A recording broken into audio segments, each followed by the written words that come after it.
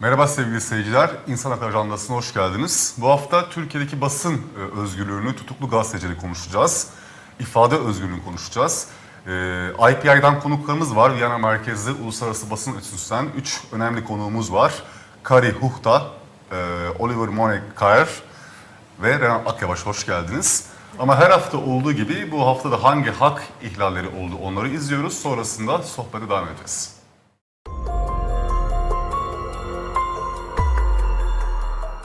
Demokratik Toplum Kongresi Divan Üyesi ve HDP Kars Eski Milletvekili Mülkiye Birtane'nin örgüt kurmak ve yönetmek iddiasıyla açılan davanın duruşması görüldü.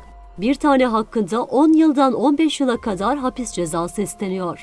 15 Kasım'da evlerine yapılan baskınla gözaltına alınan Mardin Savur Belediye Eş Başkanı Gülistan Öncü, Mazıdağı Belediye Eş Başkanı Nalan Özaydın ve Derik Belediye Eş Başkanı Mülkiye Esmez tutuklandı. Görevden alınarak yerine kayyım atanan Van Büyükşehir Belediye Eş Başkanı Bediye Özgökçe Ertan hakkında tutuklama kararı çıkarıldı. Yasa dışı yollarla yurt dışına çıkması yönündeki duyumlar gerekçe gösterildi. Özgür Gündem davalarında 3 ayrı duruşma görüldü. Gazetenin yazar ve yöneticilerinin yargılandığı ana davada açıklanması beklenen mütalaa savcının izinli olması dolayısıyla okunmadı ve dava ertelendi. Gazete çalışanlarının yargılandığı davadaysa savcı zincirleme örgüt propagandasıyla cezalandırılma istedi. Nöbetçi genel yayın yönetmenleri için görülen davada da dayanışma kampanyasına katıldığı için gazeteci Can Dündar örgüt propagandası iddiasıyla yargılandı. Dava 21 Mayıs'a ertelendi. Saraya giden CHP'li tartışmaları Ankara'nın gündeminden düşmezken, yalanlanan iddianın merkezindeki isim Muharrem İnce, gazeteciler Rahmi Turan ve Talat Atilla'ya manevi tazminat davası açtı. İnce söz konusu habere kaynaklık eden gazeteciler hakkında suç duyurusunda bulunduğunu sosyal medya aracılığıyla açıkladı. Üst düzey politikacıların dahil olduğu yolsuzlukları araştıran Maltalı gazeteci Caruana Galizia'nın öldürülmesi soruşturması derinleşiyor. İki bakanın görevlerini bırakmasının ardından istifasını sunan Başbakan Josep Muscat'ın özel kalem müdürü Ken Şempri tutuklandı. 53 yaşındaki gazeteci Galizia, 16 Ekim 2017 tarihinde arabasına yerleştirilen bombayla öldürülmüştü. Kanun hükmünde kararnameyle kapatılan Dicle Haber Ajansı muhabiri İdris Sayılgan'a yargılandığı davanın karar duruşmasında 8 yıl 3 ay hapis cezası verilmişti. İstinaf Mahkemesi 1137 gün sonra tutuklu gazeteci İdris Sayılgan'ın tahliyesine karar verdi. Kapatılan Özgürlükçü Demokrasi gazetesinde yayımlanan haber ve köşe yazıları gerekçe gösterilerek yargılanan 4 gazeteci 5'er ay hapis cezasına çarptırıldı. İshak Yasul, Kenan Kırkaya ve Özgür Paksoy'a verdiği cezanın hükmünün açıklanmasını geriye bırakan mahkeme, Selman Keleş hakkında verilen cezayı ise erteledi. Kanun hükmünde kararnameyle kapatılan Azadiye Velat gazetesinin eski Batman temsilcisi Deniz Kılıç hakkında açılan davanın ilk duruşması yapıldı. Kılıç, sosyal medya paylaşımları gerekçe gösterilerek örgüt propagandasından yargılandığı davada 3 yıl 1 ay 15 gün hapis cezasına çarptırıldı. Mahkeme başkanı kararını açıkladığı sırada Kılıç'a "Biz vicdanen senin suçlu olduğuna karar verdik" dedi. Haber sitesi T24'ün kurucusu ve genel yayın yönetmeni Doğan Akın'a, Mart 2014-Nisan 2016 arasında 108 adet Fuat Avni tweetinin haberleştirildiği gerekçesiyle dava açıldı. Akın'ın örgüt içindeki hiyerarşik yapıya dahil olmamakla birlikte örgüte bilerek ve isteyerek yardım iddiasıyla 5 yıldan 15 yıla kadar hapsi isteniyor. Giresun'un Eynesil ilçesinde evinin önünde yaralı bulunup kaldırıldığı hastanede yaşamını yitiren Rabia Naz Vatan'ın otopsisindeki DNA profilinin inceleme sonucu açıklandı. Trabzon Adli Tıp Kurumu'nun açıkladığı otopsi raporuna göre Rabia Naz Vatan'ın sol el tırnağındaki erkek DNA profilinin baba Şaban Vatan ve oğlu Yaşar Mert Vatan'ın DNA profili örnekleriyle uyumlu olduğu belirtildi. Avrupa İnsan Hakları Mahkemesi 46 gazetecinin yargılandığı KCK basın davası dosyasını Anayasa Mahkemesi'ne bireysel başvuru yolu tüketilmediği gerekçesiyle reddetti. Büyükada'da gözaltına alınıp tutuklandıktan sonra haklarında dava açılan 11 insan hakları savunucusunun yargılandığı davada savcı mütalasını verdi. 6 insan hakları savunucusunun örgüt üyeliğiyle cezalandırılmasını talep eden savcı, 5 kişinin ise beraatini istedi. Kararın açıklanmasının öngörüldüğü duruşma 19 Şubat'ta yapılacak. Mardin'in Nusaybin ilçesinde sokağa çıkma yasağının devam ettiği, 26 Mayıs 2016 yılında tutuklanan 17'si çocuk 70 kişi hakkında açılan dava duruşmaları devam ediyor. Duruşmalarda 4 tutukluya ayrı ayrı ağırlaştırılmış müebbet ve toplamda 68 yıl hapis cezası verildi.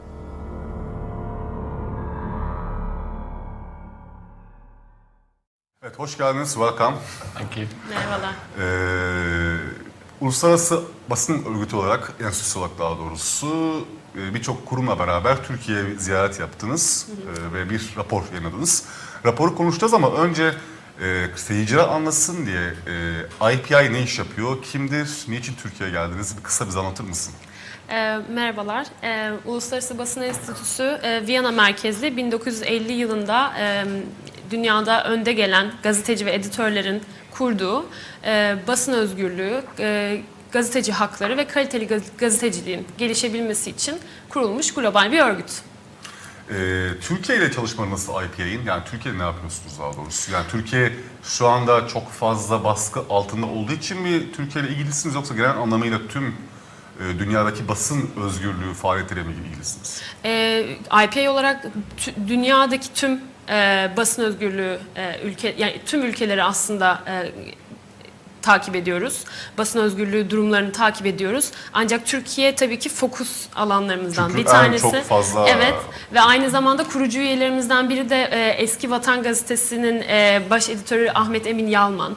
O yüzden de önemli bir yeri var bizim için Türkiye'nin. Ama son 2 senedir özellikle Free Turkey Journalists kampanyası adı altında yoğun bir şekilde Türkiye üzerine çalışmalarımıza devam ediyoruz. Free Turkey Journalists kampanyası biraz açar mısın? Tekrar sonra konuklara döneceğiz diğerlerine de. Evet, bu Free Turkey Journalists kampanyası aslında Türkiye'nin tüm gazetecilerinin haklarının savunulması, gözetilmesi ve özellikle tutuklu şu anda son 10 yıldır Türkiye'nin bir maalesef kara leke gibi diyelim sahip olduğu dünyanın en büyük gazeteci hapishanesi unvanını daha vurgulayabilmek adına başlattığımız bir kampanya ve Türkiye'deki tüm gazetecilerin, tutuklu gazetecilerin haklarını savunmaya çalışıyoruz ve bu hashtagle de Türkiye'deki tüm gazetecilerin serbest bırakılmasını amaçlıyoruz. Ve amaç çalışıyorsunuz. Şimdi senden bir çevirmenlik tarif edeceğiz. Kusura bakma. Oliver'a dönmek istiyorum önce. IPI'nin Türkiye ile ilgili bölüm şefi sanırım Oliver. Öncelikle Türkiye'deki gazeteciliğin durumunu nasıl değerlendiriyor? Tutuklu gazeteciler, davalar, işte dün adliye duruşma izlemişsiniz. Genel bir fotoğrafınızı çizer mi? Oliver, Veysel would like to ask you whether what's your general view and evaluation about the press freedom in Turkey in general, first of all, and because we are here as a mission, and the general picture for you. Gosh, how long have you got? It's a really tragic story, but it's not a story that started in July 2016. It's a story that goes back many years before then. Aslında çok trajik bir hikaye Türkiye'ninkisi. Fakat Temmuz 2016'da başlamış bir durum değil. Bundan çok öncesine dayanan bir sorun. But the highlight figures are 3,000 journalists unemployed after 2016. Today 120-ish journalists behind bars, but hundreds more who are under prosecution and being prosecuted. 70 or 80 media that were closed down, massive unemployment, serious problems with censorship, and a new legislation which empowers the Radio and Television High Council to extend its role over online broadcasters, which is a really frightening development in our view. Genel olarak bazı figürlerden bahsetmek gerekirse Oliver'ın dediği gibi özellikle 2016'dan bu yana yüzlerce gazetecinin yargılanıyor oluşu, 120'yi aşkın gazetecinin şu anda hapishanede tutuklu bulunması, yüksek oranda gazetecilerin işsizlik durumu, işsiz oluşları, aynı zamanda sansür büyük problemlerden bir tanesi ve bizi en fazla endişelendiren sorunlardan bir diğeri de yeni reformlarla, daha doğrusu yeni düzenlemelerle gelen bu rütük Kanunun evet, yarattığı yeni bir- rütük düzenlemeleri ve online yayıncılığın da rütüğün kontrolü altına girmiş olması bizler için en O büyük zaman sorun. Oliver çok aslında feci bir tablo çizdi. It looks like you actually draw a very bad picture in this sense. Oh, it's bleak. Absolutely, it's bleak. I mean, it's well known that it's the world's largest jail of journalists. But I think one of the important messages that this is not a result of the failed coup of 2016. The process of trying to first of all tame the media and then control the media started, back in the sort of 2007 to 8, 9, this sort of period.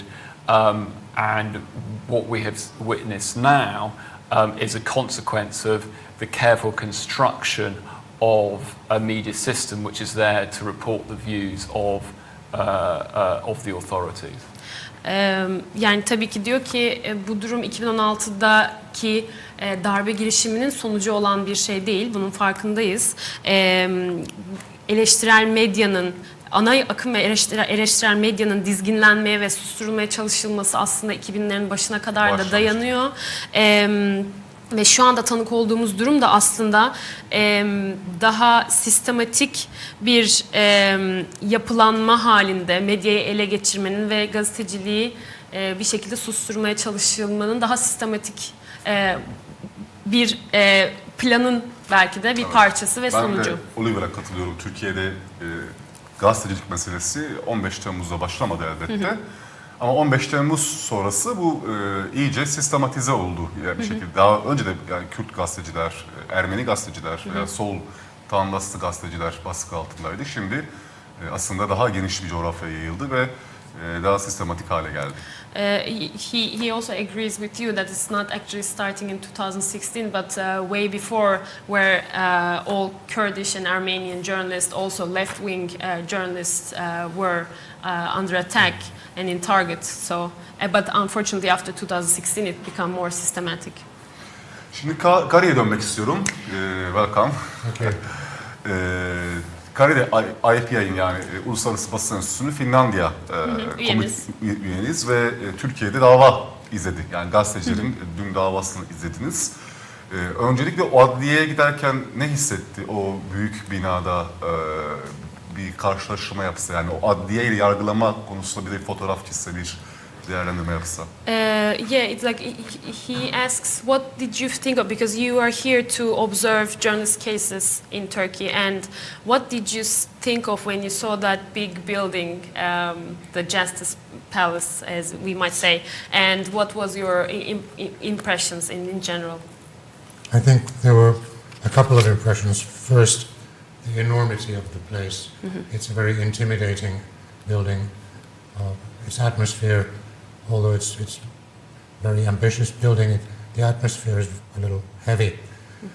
The first impression was that there's a certain randomness in the manner that sentences are passed. We witnessed the sentencing in a first instance court of 6 journalists who received a 5-month sentence. Only some time ago, other journalists received over 10 years for similar charges. Of course, it's good that these people receive lower sentences, but it seems to be quite unpredictable what happens. The second observation comes from that. This happens in a political context.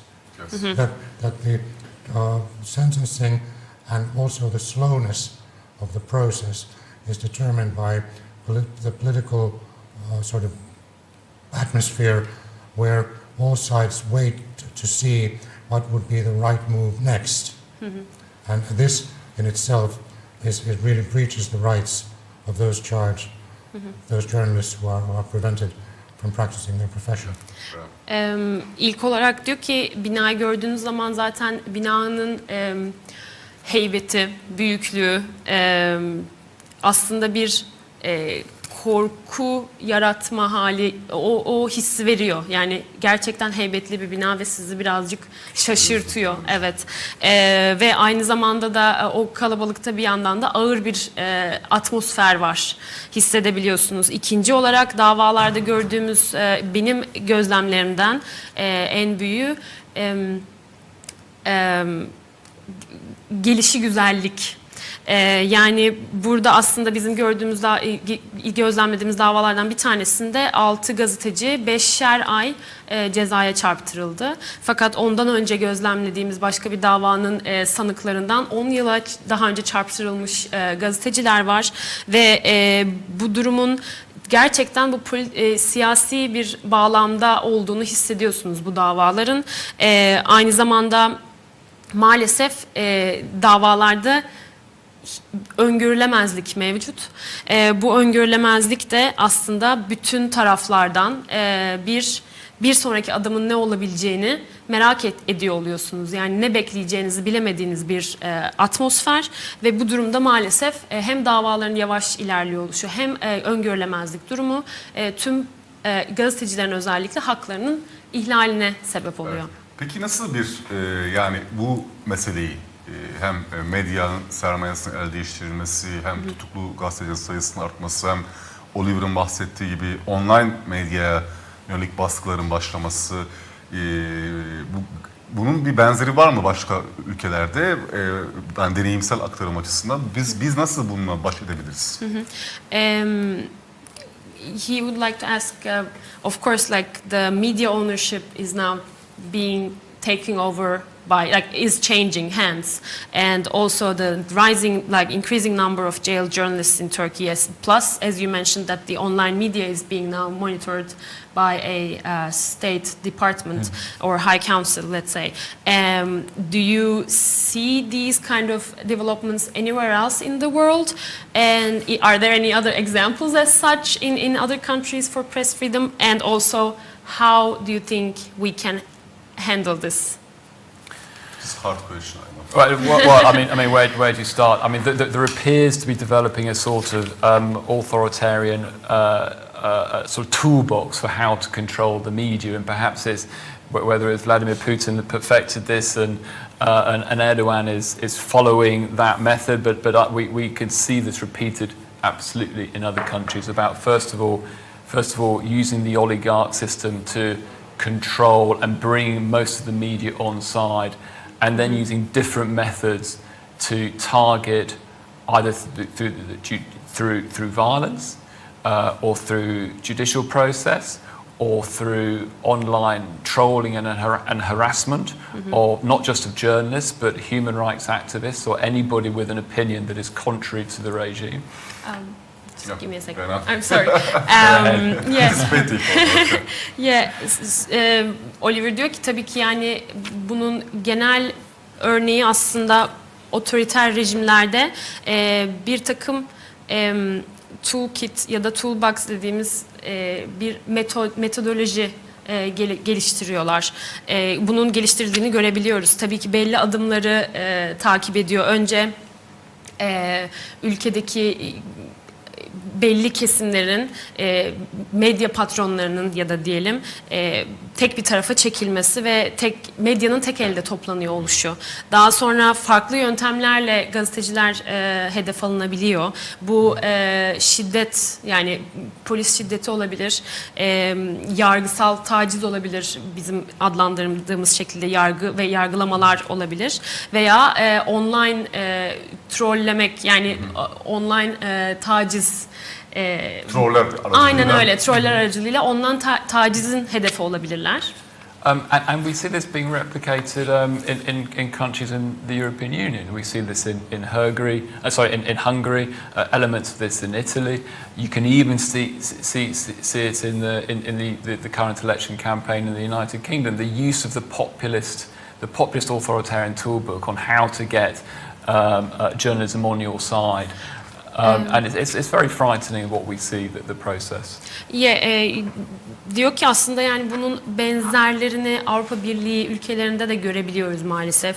Macaristan bunun örneklerinden bir tanesi. Benzer içerikleri ya da benzer örnekleri tamamıyla olmasa da İtalya'da görebiliyoruz. Ya da şu anki Birleşik Krallıklar'da aslında nasıl popülist, otoriter yöntemlerin seçim öncesi kullanılabildiğini görebiliyoruz maalesef ve bu bizim için gayet korkutucu. Peki Kari'ye sorayım ben. Nasıl bu sorunu, Oliver'ın verdiği cevaplar ışığında yani gazeteciliği nasıl koruyabiliriz Türkiye özelinde? Öncelikle cezaevinde olanları çıkarmamız lazım. Gazeteci refleksini artırmamız lazım. Bunu nasıl sağlayabiliriz? He also would like to ask you because of course upon what Oliver said is how do you think we know, like first we need to request for freedom of journalists in jail, but also how do you see what would be the how can we achieve a freer press, of course in the specifically in Turkey but also in general, what would be the how can we survive this situation? That was not a very easy question. That's a very important question. Çok kolay bir soru değil, çok kolay bir cevabı da değil. Maalesef cevabı yok. It's a political process where you have to have a national understanding of the significance of the freedom of media. And I think what you need in Turkey, continuing from what Oliver was saying, specific about the Turkish model of suppressing freedom of the media, is using the legal system as a weapon.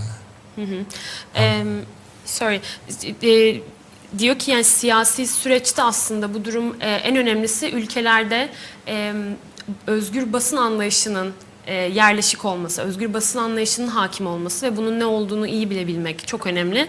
Ve maalesef Oliver'ın da bahsettiği gibi Türkiye'de gördüğümüz gazeteci ve basının baskılanmaya çalışması ve bu model aslında gayet sorunlu bir model. That happens elsewhere too, but in the Turkish case, the number of cases, the number of detained journalists, the number of closed media speak their own language, and I think this is very harmful to the credibility of the institution of the judiciary in Turkey, which is important to everybody in Turkey. And in the long run, nobody benefits from damaging the credibility of the judiciary. Yani tabii ki bu tarz yöntemleri başka yerlerde de görüyoruz ve fakat artan ve yani Türkiye'de tutuklu bulunan gazeteci sayısının fazlalığı, aynı zamanda fazlasıyla kapatılan işte KHK'larla kapatılan aynen öyle medya kuruluşları vesaire bunlar maalesef Türkiye'de yargı sisteminin ve yargı kurumlarının güvenilirliğini son derece zedeleyen, zedeleyen yani bir durum ve uzun süreçte baktığımız zaman hiçbir ülke aslında yargı sisteminin bu şekilde zedelenmiş olmasını istemez. Türkiye'de var maalesef.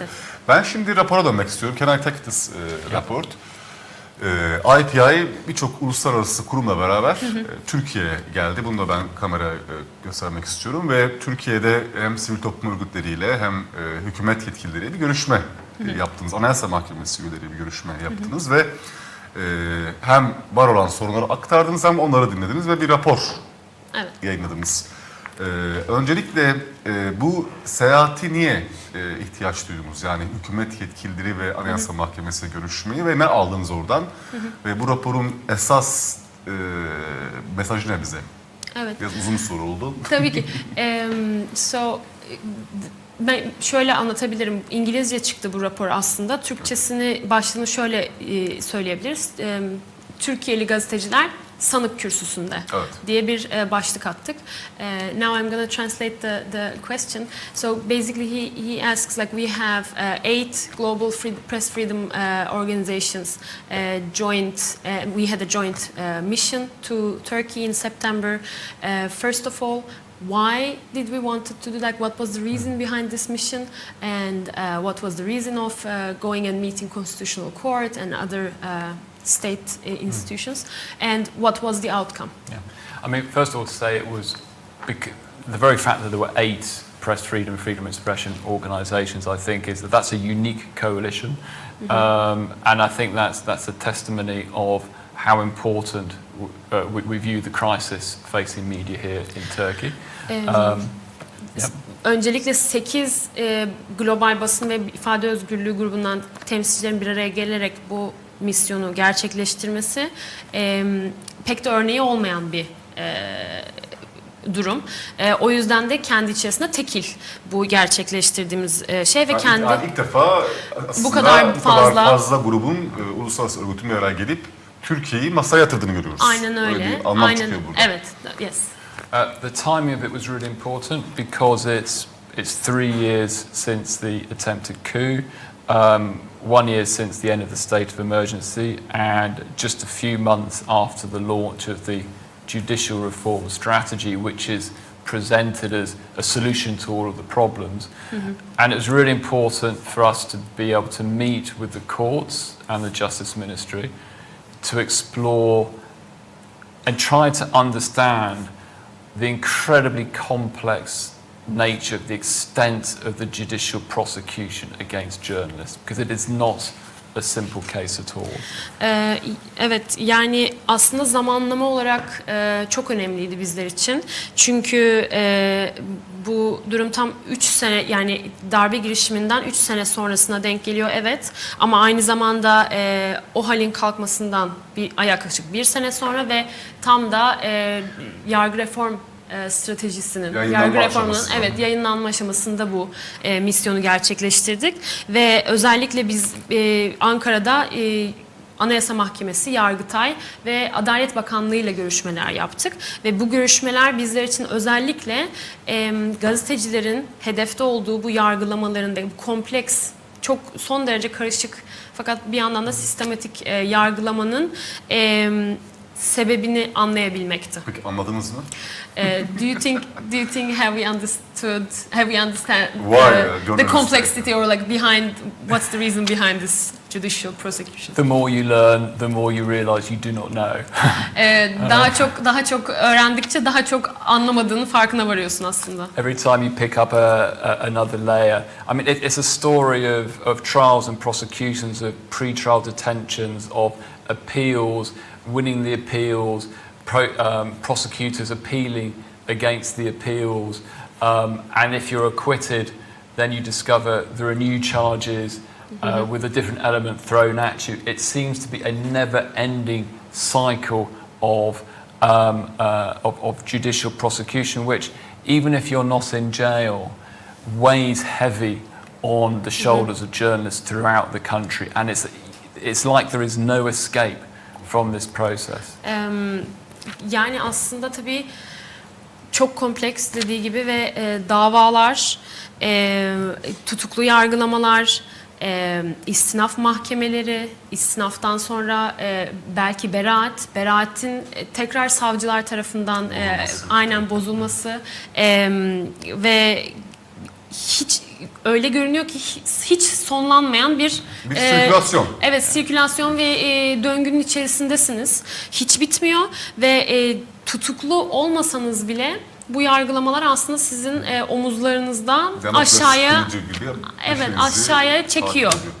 But there are 2 quick points, I think, or lessons that we learned from it that highlights. And the first is that the judiciary itself has been subject to such turmoil in the last 3 years, with the loss of a third of their own judges, with the thousands upon thousands of cases in the state of emergency, and of course with the direct political control, the politicisation of the judiciary that has taken place, accelerated by the change in the constitution, which enables the president and the parliament to directly appoint the management board for the judges. And these 3 things have really created a judiciary that has so many junior judges in it, simply does not have the capacity to manage and to deliver justice.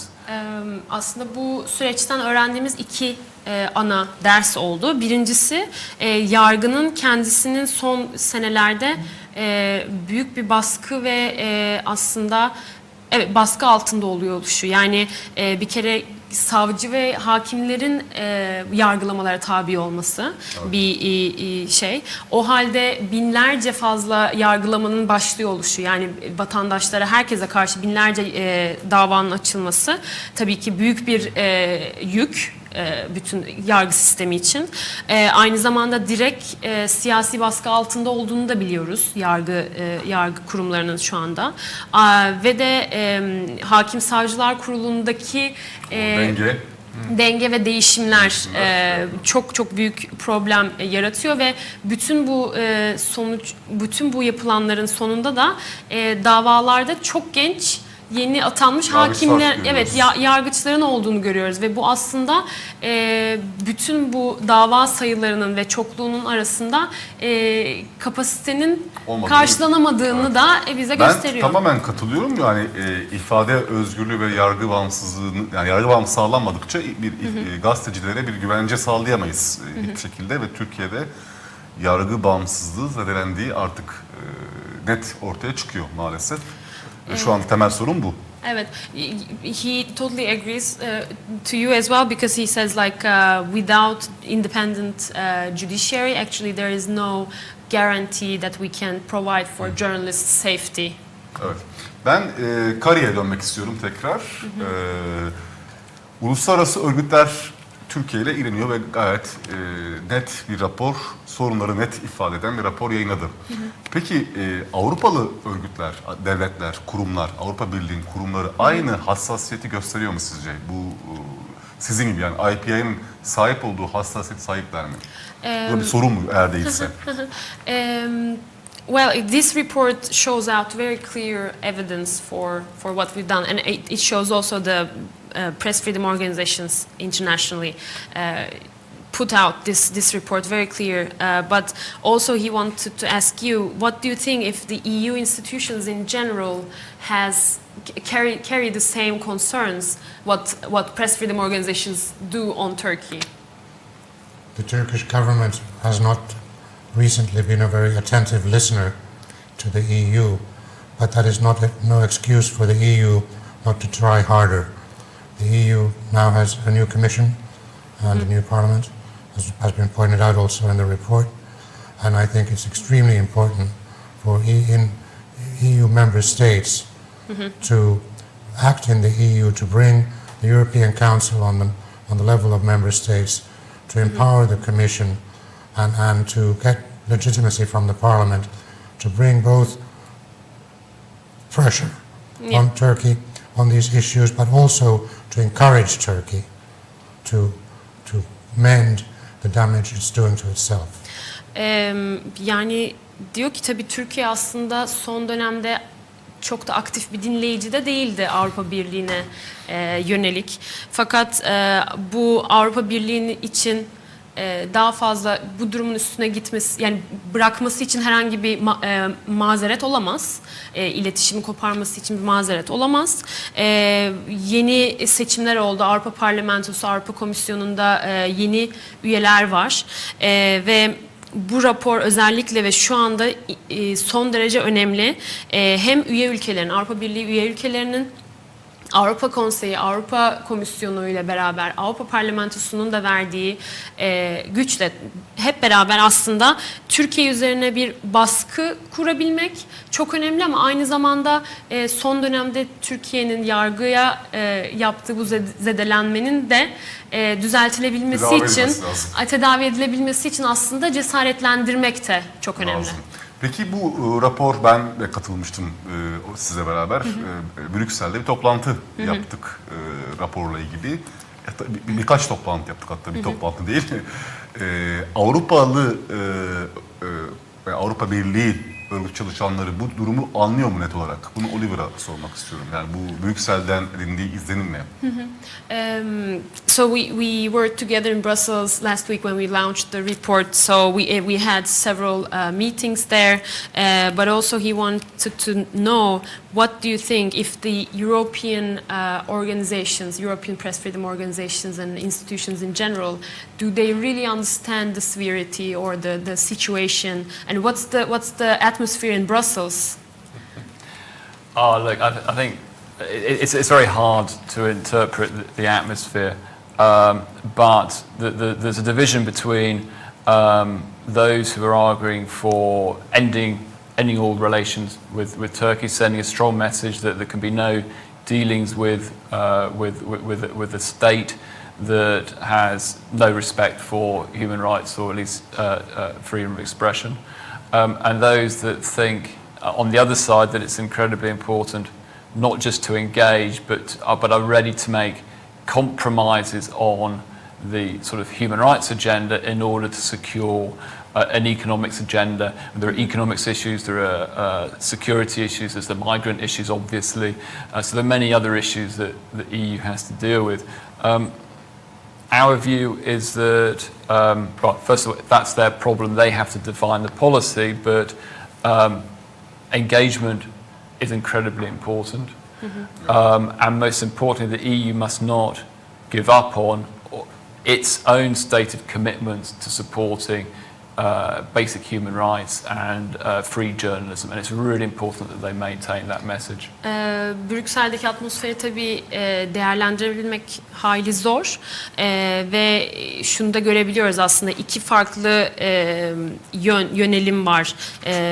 Bir kısım aslında Avrupa Birliği'nden, bir kısım Türkiye'de insan haklarının tamamen artık gözden çıkarıldığı görüşünde olup ilişkilerin bir şekilde koparılmasını düşünürken bir yandan da aslında iletişimi koparmamanın, iletişimde kalmaya devam ediyor olmanın ve belki de insan haklarını gündemden çıkarmak pahasına da olsa iletişimi sürdürüyor olmanın gerektiğini düşünen bir grup var. Çünkü tabii ki şu anda şeyi de biliyoruz, ekonomik, güvenlik anlamda ve bir yandan da göçle ilgili bir sürü sorunla hem Avrupa Birliği hem Türkiye aslında bunlarla boğuşuyor. Fakat Oliver diyor ki tabii ki bu aslında onların problemi, onların buna karar verip, yani Avrupa Birliği için söylüyoruz, yani onların karar vermesi gerekiyor, onların bir siyasi çözüm bulması gerekiyor. Fakat burada tabii şey demek de değil, Avrupa Birliği kendisi önce kendi değerlerinden vazgeçmemesi gerekir. İfade özgürlüğü, basın özgürlüğü bir onların, yani aslında Avrupa'nın evrensel bir değer ve bu değerden vazgeçmek Türkiye'ye daha fazla baskıyı veya daha fazla bu sorunu çözmesi için teşviki belki daha sağlam bir duruş göstermeli. Tekrar rapora döneceğim. Her ikisine soruyorum kim cevaplamak isterse. Hem Türkiye hem de dünya kamuoyuna burada sonuçlar var, mesajlar var. Yani şunları yapmanız lazım diye. Türkiye'deki gazeteciliği en azından korumak adına. Nedir bu mesajlar? He would like to ask you both, whoever would like to answer, is back to report. So this report gives a set of recommendations. So what are they actually, to sum up maybe? First of all, to the EU, it's the justice reform strategy in its current form. In our view, is a public relations exercise, and it is not a serious attempt to create an independent judiciary and that can deliver justice, let alone respect for freedom of expression or basic human rights. Öncelikle Avrupa Birliği üzerinden değerlendirirsek bu yargı reform stratejisi ve yargı reformlarının şu anda tamamıyla bir halkla ilişkiler çalışması olduğunu düşünüyoruz. Evet, böyle olduğunu düşünüyoruz ve maalesef bu reformların hiçbir ciddiyet taşımadığını, en azından ciddi bir niyetinin Türk hükümeti görmediğimizi ve bunu taşımadığını düşünüyoruz. To the authorities here, they should release all journalists.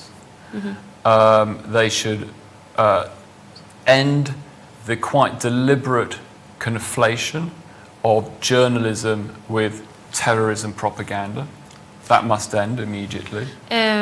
Buradaki otoritelere ve hükümet yetkililerine çağrımız ise öncelikle tutuklu olan tüm gazetecilerin serbest bırakılması ve de gazetecilik ile terörizmi, terör suçlamalarının karıştırılmasına, karıştırılmasına bir son verilmesi kesinlikle. And part of that is done by tightening up the definition of terrorism in the terrorism laws. Terörle mücadele kanunundaki terörün ne Tanımı. olduğunun tanımının Netleşmesi. aynen netleştirilmesi ilk adım olacaktır. But more importantly, it's about ensuring that the judicial system follows the precedents that are set by the European Court of Human Rights and by the constitutional courts here in Turkey that have made some positive decisions in some key cases, that precedent is not resisted by the lower courts, which we have seen has been a serious problem. It's not resisted, and in fact that precedent is recognised, and judges can endorse those precedents at the first hearing, not 3 years after a whole series of appeals. Yani tabii bir sonraki adımda yargı sisteminin öncelikle düzgün işliyor oluşu. Yani şöyle, Avrupa İnsan Hakları Mahkemesi'nin verdiği örnek kararların öncelikle Türkiye'de uygulanıyor olması lazım. Daha sonra Anayasa Mahkemesi'nin, Türkiye Cumhuriyeti Anayasa Mahkemesi'nin kendi verdiği bazı olumlu kararların yerel mahkemelerde uygulanıyor olması lazım. Bu durum tabii ki daha ilk duruşmadan, her ne kadar hiçbir gazetecinin yargılanmıyor olması gerekse de daha ilk duruşmadan yargıçların bu kararları sonuç alıp örnekleri kendilerine feyz almaları gerekiyor. Ama bir yandan da yani bu demek değil ki bir yargılama 3 sene sürebilir ve o 3 senenin sonunda beraat çıkabilir. Son 5 dakikamız çeviri olduğu için maalesef hızlı aktı. Sen de yorulduğun farkındayım. Bir de sormak istiyorum, rapordan bağımsız olarak Türkiye'de 100'den fazla tutuklu gazeteci var ama ve bunların büyük bir kısmı Kürt gazeteciler, Kürt medyasında veya Kürt meselesiyle ilgili işler yapan gazeteciler, ama Batı kamuoyunda sadece birkaç isim üzerinden kampanyalar yürütülüyor. Bunu bir eksiklik olarak görüyorlar mı? IPI için değil de, IPI çünkü İdris Saygan davasına katkısını biliyoruz. Yani genel itibariyle ben bir soru soruyorum. Evet. Sorry. He's saying now that of course there are like over 120 journalists jailed in Turkey, and unfortunately most of them are constituted by are Kurdish journalists. And in the Western media or Western, it's not a direct question to IPI, but in general also you can see like only there are a few names picked up from those Kurdish journalists to be campaigned for. Do you think it's kind of a missing element there? Do you think it's the Kurdish journalists in jail are being less presented? Or no-name journalists, ünlü olmayan gazeteciler. Or like very very low profile journalists, like not very well known in the West.